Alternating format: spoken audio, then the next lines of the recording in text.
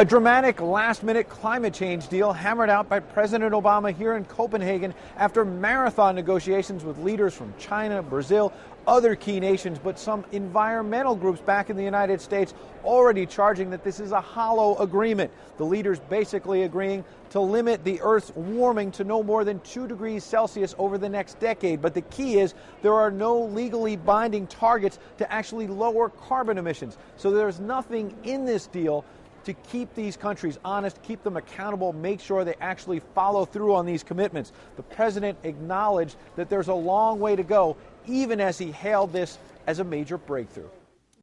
Now, this progress did not come easily, and we know that this progress alone is not enough. Going forward, we're going to have to build on the momentum that we've established here in Copenhagen to ensure that international action to significantly reduce emissions is sustained and sufficient over time. We've come a long way, but we have much further to go. To continue moving forward, we must draw on the effort that allowed us to succeed here today. Engagement among nations that represent a baseline of mutual interest and mutual respect. Climate change threatens us all. Therefore, we must bridge old divides and build new partnerships to meet this great challenge of our time. And here on the ground at the summit, really some mixed reaction from key environmentalists who have been deeply involved in these negotiations. I spoke to Fred Krupp of the Environmental Defense Fund, who hailed this as a major achievement for President Obama, saying it really lights a fire under leaders all around the world to finally get serious about global warming. But we also heard from the World Wildlife Fund.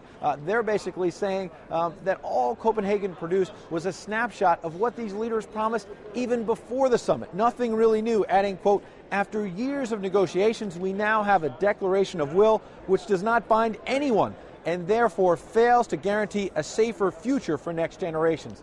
A clear sign that the president, now that he's returned to Washington, has a lot of selling to do, not just to the American people, but to people all around the world to show that this is really a serious commitment. Ed Henry, CNN, Copenhagen.